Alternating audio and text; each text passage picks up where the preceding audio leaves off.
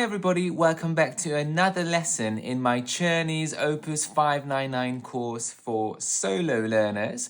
In this lesson we're going to learn number 11. Don't forget to subscribe if you haven't already done so, and if you like what you see, give this video a thumbs up.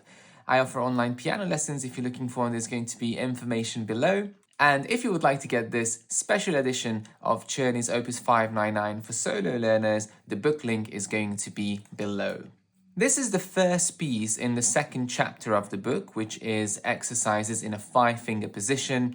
And as the name suggests, we're going to stay in this 5-finger position, not moving too much around the keys, but the piece introduces slurs for the very first time. So in the right hand, we see this long line connecting all the notes, which means all of them need to be connected and played legato. And also we learn about the phrase. So this exercise has 2 phrases. The first one is the first 2 lines, and the second phrase is the second 2 lines. So what this exercise is trying to teach us is how to play a very long, beautifully connected melody line, shaping that melody, and not allowing that melody to be broken when the left hand is coming up and down to play these chords. The technical challenge of the left hand is to play the chords very accurately with a rounded hand shape. And the third challenge of this piece is to balance the dynamics. We have a melody in the right hand against chords accompaniment in the left hand, meaning that the right hand has to be emphasized, it has to be louder than the left hand chords. So we have to make one hand louder than the other. Let's start with the left hand of the first 2 lines. We have the same chords already learned in the previous exercises. Starting in the C position, the left hand is still in the treble clef, and we are in common time 4/4. So first chord is C major, C, E, G, 1, 3, 5. Now be very careful that the 3 notes of the chords go down perfectly together, instead of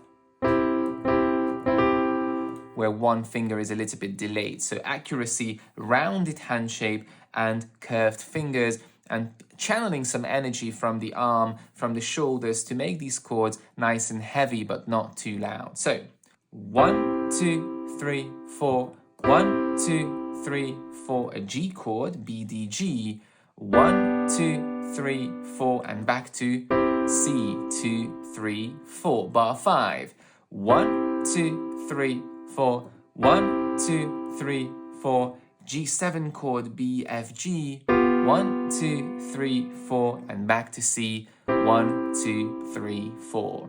For the C chord, you can use 1, 3, 5 or 1, 2, 4, whichever feels more comfortable. Fingering is just a suggestion. It doesn't need to be observed as long as you can find something that works just as well. Now, all of these chords are whole notes or semi-brief, so hold them for 4 full counts.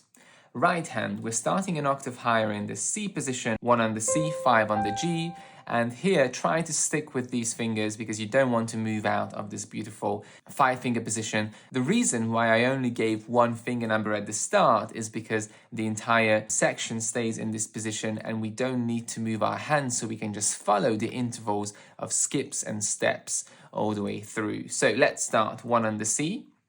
1, 2, 3, 4, 1, 2, 3, 4, 1, 2, 3, 4, 1, 2, 3, 4, 1, 2, 3, 4, 1, 2, 3, 4, 1, 2, 3, 4, 1, 2, 3, 4. So as you could hear, I held the entire melody connected, legato, finger legato.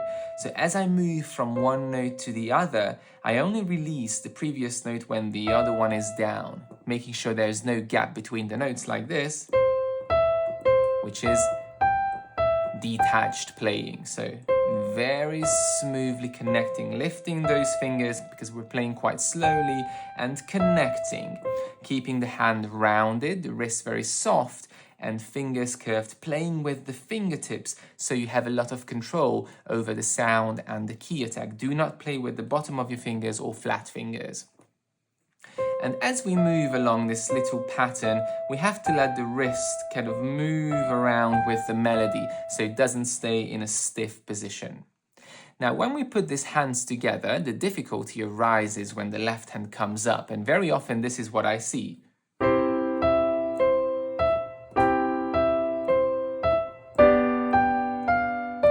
So as soon as the left hand comes up, the right hand joins and comes up and breaks the legato. We have to avoid this mistake, and the way to do it is we start 1, 2, 3, 4. When we get to the end of the bar, we're going to hold down this E, lift up the left, and together connecting to the G.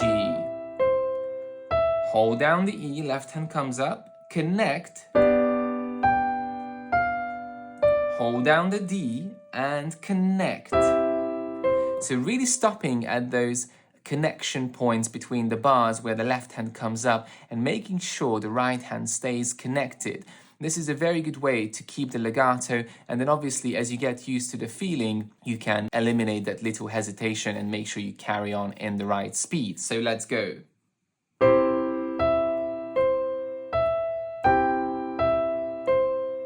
Keeping it connected.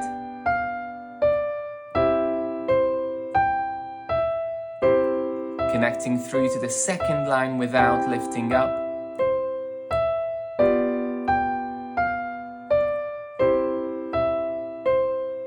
There we are.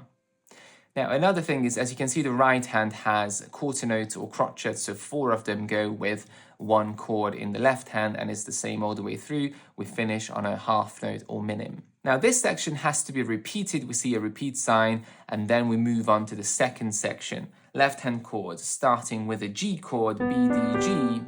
1, 2, 3, 4, and back to C, 2, 3, 4.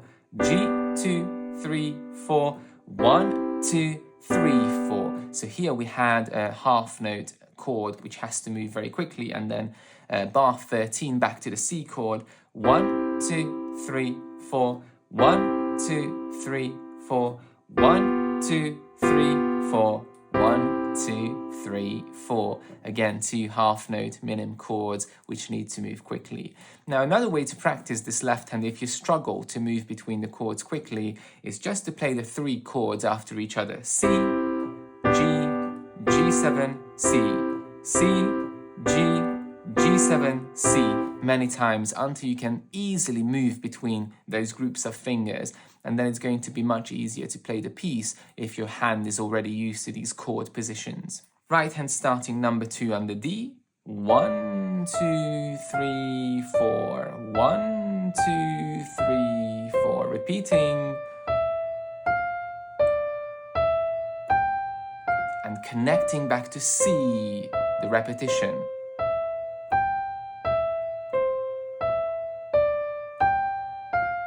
And rounding off.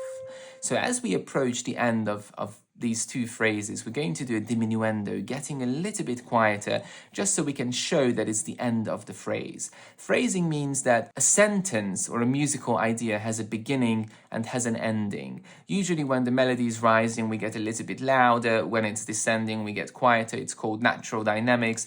But the ends of the phrases have to be rounded off, so getting a little bit quieter for the ending to show that it's the end of the phrase.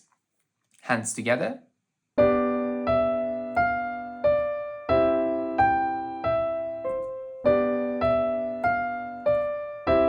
Here, changing quickly between the chords. Again.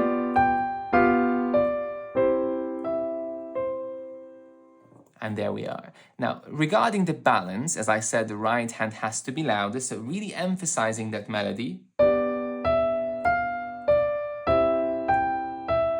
And keeping the left hand at bay. Keep the left hand as quiet as you can. In the beginning, this might be challenging, but the more you practice it, the easier it gets.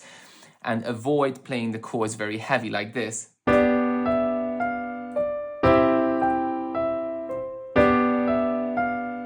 So creating a good balance between melody and accompaniment.